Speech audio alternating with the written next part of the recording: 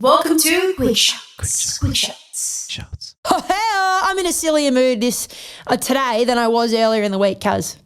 I'm feeling You're always silly. in a silly mood. It's silly season. No, that's not true. It's not true. Some days I just do not want a pod. Last one for the year, some zingers to get us going. Harvey with the first one wants to know, what do you think the cash rate will be this time next year? Blocked. Firstly, Harvey asked you that. And you can answer that. Blocked. How about no? Blocked. All right. Harvey, that's probably the hardest question that we've ever been given on the double shot. It's impossible to answer that question and get it right. The reality is there's about 19 economists out there who've all got a different view on it. I'm going to defer to probably the one that I think makes the most sense, which has been, I've mentioned this quite a few times throughout the year. Gareth Aird from the Commonwealth Bank, he's the chief economist at CBA. I've tended to think that his perspective has made the most sense throughout the year.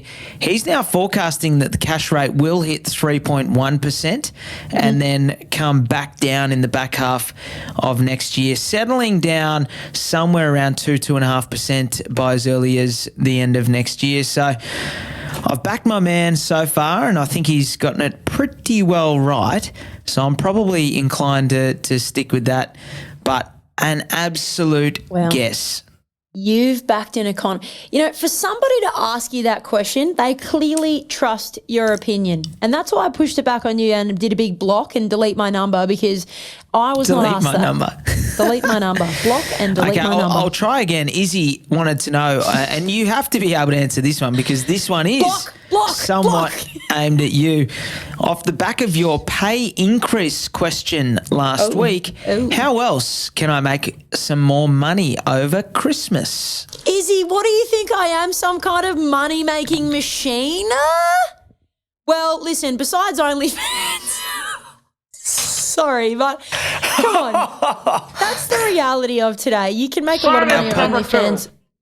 Our podcast. That's what I've heard. Can't go there. Hey. It's not all racy pics. A lot of people have recipes and stuff that they have on there. Anyway, I'll take your word. Don't make me digress. Don't lead the Seriously, witness. man, you and me, we're fucking done professionally. Just when you think Alex is closed off the swear box, we get the little Nico dropping bombs. Okay, so honestly, the path of least resistance is to go to your boss and get that pay increase. So, you're working within the parameters of where you already are. You've got an employment contract, blah, blah, blah, blah, blah. And I think it looks good as an employee to say, hey, I want to do more. Can I be sit on skeleton staff over the Christmas break? But really, I mean, there's so many apps out there. If you've never used Airtasker or you've used it on the side looking for someone to do something for them, be that person. Maybe you do something at work that can become a skill. James has got this arm crossing, smirk facing, shit-eating grin on. What have you got to say? I've got a funny story. Before Uber, in 2012, I put on my Facebook, because Facebook was pretty much the only social media back then, that I would be able to drop people to and from places over Christmas for a bit of cash. On New Year's Eve, and because it was impossible to get a cab or anything on New Year's Eve, so it was just money for jam. I made $500, but as I was driving home, it was raining, which made it even easier to get the money. I've accidentally run up the back of someone. No. And had to pay my $700 or $800 excess in my insurance. So the night cost me $300.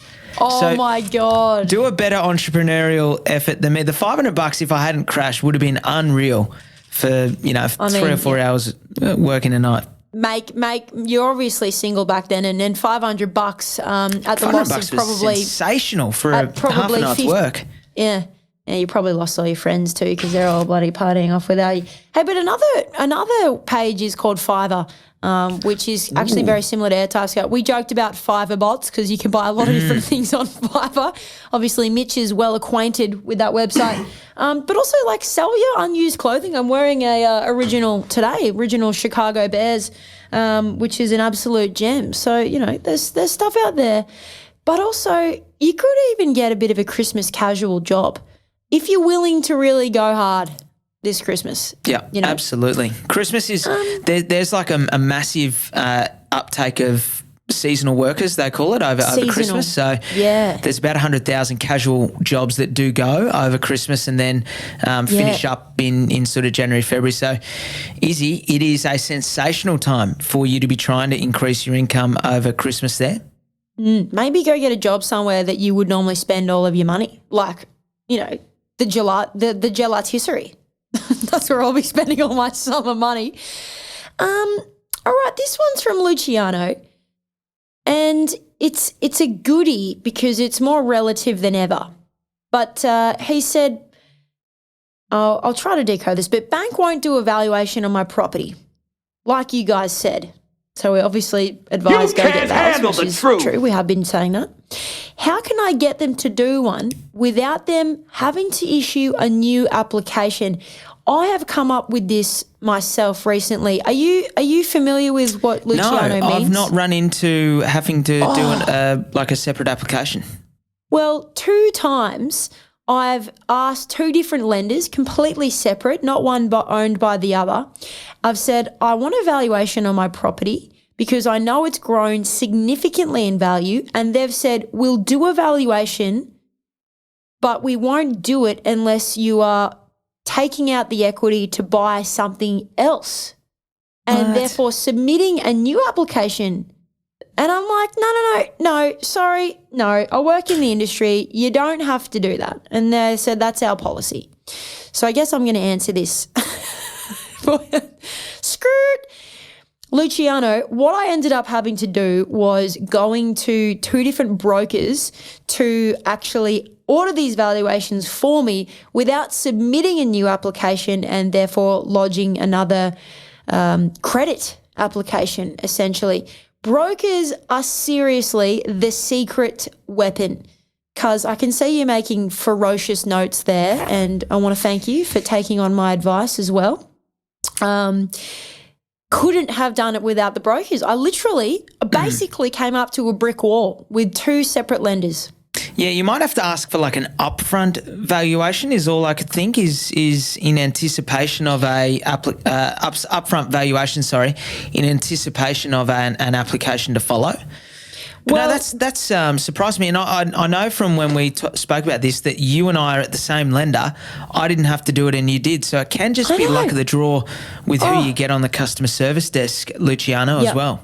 Yep, and honestly, you know, like James and I are not immune to these challenges as well. Like sometimes we just hear more about the challenges or sort of we can chat it out with a few different people, and I guess that's the aim of our pod, isn't it, cuz, to just talk about these things, because there's usually there's a will, there's a way, different lenders, different policies, so hopefully you got a bit out of that answer, Luciano. But yeah, the broker, that's if you're still struggling, or if anyone else is struggling out there, hit us up. We'll put you onto someone that I'm sure will be able to find a way through.